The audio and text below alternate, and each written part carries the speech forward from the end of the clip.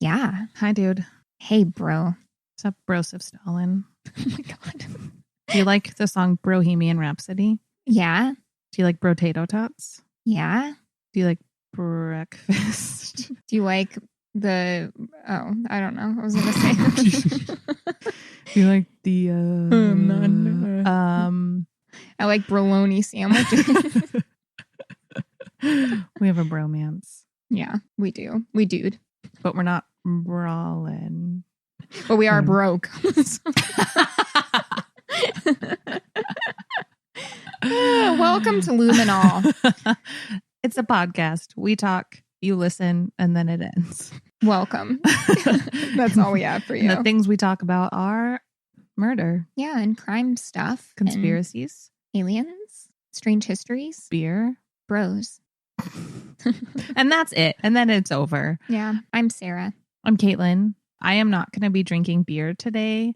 I am going to be drinking, and I'm not pregnant. Everyone's like, Caitlin's pregnant. No, I got my teeth whitened today. It was supposed to be yesterday, but then my car broke down on the way to the dentist. And while it was like 100 million degrees in Arizona. I'm pretty sure it was 256 degrees outside. Yeah, that's close. My car broke down. I made it to the gas station. Like, it started fine at my apartment, and then I drove to the gas station on my way to the dentist. I was like 10 minutes away from my house, and then it wouldn't start. So I'm sitting in my car dying, waiting for my friends to get there and jump it. And then we had to go get a new battery, blah, blah, blah. So I changed my appointment to today. So I got my teeth whitened. Mm-hmm. So I'm going to drink white wine, even though you're also not supposed to do that. Yeah, they told her no alcohol. So she's like, white wine is the least alcohol, right? Well, it's white. They told me I could only have, well, my dentist didn't say anything about alcohol. They just said only white and clear things for 24 hours. That seems fine. So then I got home, I'm like, what the fuck am I supposed to eat? Tortillas? mashed potato burritos. Ew. But I Googled it, ideas, because I couldn't think of anything to eat. And Google was like, don't have any alcohol, even white wine, even though it's white. And I was like, fuck you, because I'm recording tonight and I'm going to drink white wine. But you are drinking it through a straw. But not a disposable straw. A bamboo straw. Because we are, I was going to say woke and make it bro, but that's just broke again. I feel bamboozled. So I am drinking we feel bamboozled. I'm not even a white wine drinker. I'm a red wine drinker. But my dentist did tell me that if I had any food that was like brown or red, I don't know anything about teeth, your enamel opens up, kind of like your pores. Dentists, let us know. 4 out of 5 dentists say that you should only have white foods. So white wine counts. So I'm drinking a Chenin Blanc. I don't know the brand. I don't care because I don't drink white wine, but Chenin Blanc is good. Sarah will tell you what she's drinking. Chenin Blanc sounds like someone I would have went to high school with. If you went to high school in like Vail. No, I went in rural Oregon, but I had a friend named Ivory and a friend named Kashmir. So Chenin Blanc is not too far. I know a family in Alaska who named their son Armani. Ooh. A boy. Son. Gucci. Well, yeah. How Gucci? I don't know. Is that a thing kids say? That's Gucci. It's on fleek. Gucci, Gucci, goo. That's not a thing kids say. I'm sure of that. As those hip childs say. We just lost all of our listeners under the age of 24. Oh. Maybe 26. We'll miss you. Actually, we will. We really like that group of folk. Okay. I am drinking beer for you and for Caitlin. This is the Mama's Little Yella Pills. It's from Oscar Blues Brewery. It's a Bohemian Pilsner. A Bohemian Pilsner. It's 4.7, not 5, percent ABV, and it has a cute little yellow can with little stars on it. Do your best to describe it to us as I drink my white wine. I can't even describe white wine. It tastes like white wine, like all the other white wines. Yeah, it tastes like maybe it's going to be a salad someday. Not sure. I know it's not like a fucking Riesling or a Moscato. It's dry and not sweet. Yeah. I like them. Let's cheers from afar. She already has her glass. Cheers. Cheers. It tastes like white wine. Tastes like grapes smushed and then drinking. It tastes like the memories of a vineyard. Actually, this tastes a little more flavorful than your average pills. It tastes almost Kolsch-like. It's kind of caramely and like wheat. It's very biscuity. It's a good Pilsner. Is a Pils lighter than a Kolsch? I thought Kolsch was the lightest. Oh, is it? I could be wrong as I'm asking. Oh, I don't know, actually. We should know this. I know more about hops than I know about I think lager's the lightest. Wow, we'd have no clue. We'll find out. That's because I only drink IPAs. So really, this is your fail, not mine. Excuse me, ma'am. What's your favorite kind of beer? Isn't it a Kolsch? No, Saisons. But I do love Kolsch's. Oh, Saison's also really light. They can be, yeah. They're on the lighter end, but they can be pretty high ABV. They're like farmhouse ales. They're like funky. They're really yummy. Can you start a fire with them? Because they're lighter. Oh my God. I thought it had something to do with funky. I was like, burn the place down, getting funky. I'm really sounding like, song? No, I made it up. So as you know from our last episode, if you listened for July, we picked a different country each week for our theme. And this week we picked Turkey. Turkey. You know what's crazy about this theme? As I was researching which case to choose, I kept finding American cases of people's turkeys going missing, like their pets. That was covered in the news. Someone in Oregon, someone in Michigan, news stories of their pet turkeys going missing. Please tell me that's not what you're doing today. That is the case. I just don't know. And I am done. Sometimes people have pet turkeys and sometimes they go missing. Well, I'm going to go first. I am going to be talking about the disappearance of Ozgecan Aslan in Turkey. My sources are Wikipedia, BBC News, Christine Asquith from the New York Times. So sorry, Christine, I think I butchered your last name. And then an article by Tayyip Erdogan for The Guardian. Let's hop to it. This case does have, trigger warning, mention of sexual assault, though it does not actually take place. It is attempted. Man, I'm like, not arranged. That's not right. No. It's attempted assault.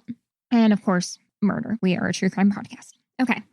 So in February of 1995, Ozgecan was born in Mersin, Turkey.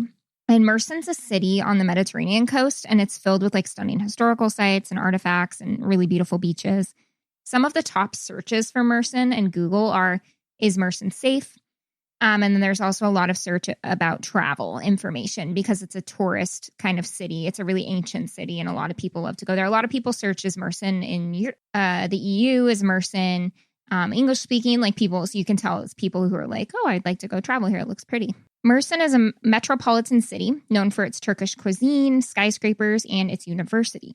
So its population in 2014 was just shy of 1 million people. So it's a pretty big area, but there's 3 million if you count all the suburbs and surrounding cities. So that's a little bit smaller than Phoenix. So it's quite a big city. Yeah, that's pretty big. Yeah. Ozgecan was a beautiful and intelligent girl who loved reading. She loved the opera. She loved the art. She had one sister and then both of her parents. So after high school, she started attending university at CAG University. Not 100% sure I'm saying that right. It might be COG or even SAG. I don't know. SAG.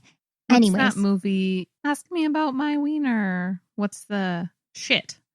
South Harmon Institute of Technology. Oh, yeah. Ask Me About My Wiener. I haven't seen that movie in a very long time. But yeah, so CAG University in Tarsus, a neighboring city. So it's like if you're in a big city and then I'm not going to explain neighboring cities to you. I'm really sorry I did that. So she was very excited to be a college student. She was a first-year college student, and she was studying something that she had a huge, deep passion about, and that was psychology. So Ozgecan's family was really happy to support her in every way they could. And they, as well as she, were also glad to hear that she received a huge scholarship that would cover half of her tuition. That left the other half for her family to cover. Now, this was wonderful that she got that because her family was quite poor, and so they really needed that help. So her mom, Songul, returned to the workforce to help her pay for the college fees, even though she was technically retired. She's like, you know what? I want you to be able to go here. I want you to study your passion. Like, I'll start working again. That's fine. That's amazing. Yeah. Her dad was a contract graphic designer, and he had gigs on and off. So he had some gigs at the time and some not, but they were working to try to help her pay for her school. So this was extremely important to Ozgecan. She also worked as much as she could, and she had a summer job lined up working in a hotel to also cover the cost. So they were really working for it. Ozgecan's sister was also making her dreams come true. She was studying vocal performance and opera in another neighboring city. And this was something that both she and Ozgecan loved, which I mentioned, the opera. So it was October, and Ozgecan was well into the beginnings of the studies of her first year. So she had been in school for a month or two, not very much as a freshman in college. On October 22nd of 2015, when Ozgecan was 20 years old, she and her friend went to a local shopping center, and they had gone shopping a bit. They went and picked up some food, whether it was at the mall or nearby or whatever. And then she and her friend got on a minibus, which is local public transportation. It's just one of those small tourist buses you'd see or whatever. Oh, yeah. But it was normal, and that was just a way to transport around the city. So they were going to head home from their shopping day. The girls felt uncomfortable, though, on the bus, which only increased more and more as the ride went on. So, in fact, they usually actually didn't use this form of transportation because of this. Apparently, according to her friend later, the transportation is really heavily used by men.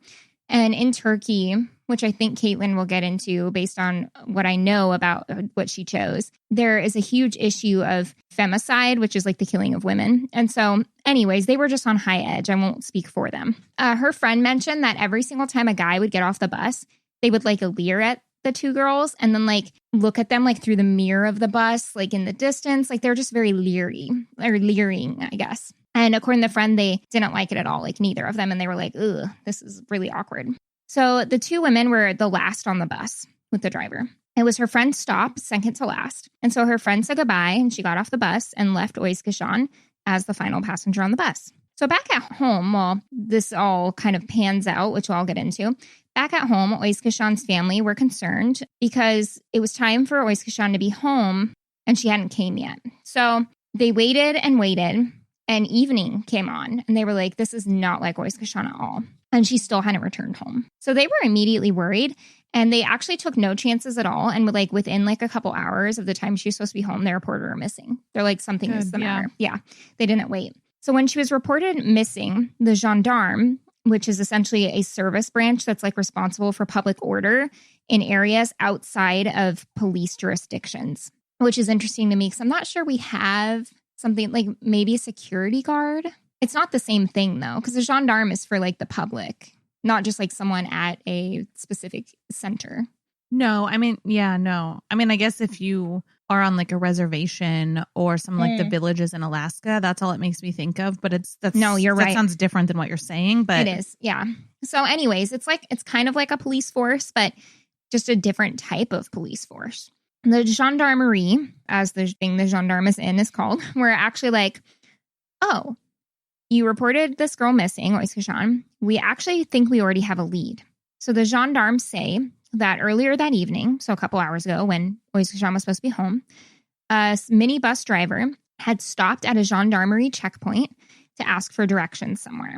When the gendarme looked in the window, they noticed smears of blood inside the bus. There was also two older men inside. So there were 3 men in the bus. The gendarme was hey, low key, what's up with this blood? And the minibus driver said that 2 passengers had gotten into a fight on the bus just a little while ago. Not the 2 men that were sitting there, though, but 2 men that were already off the bus.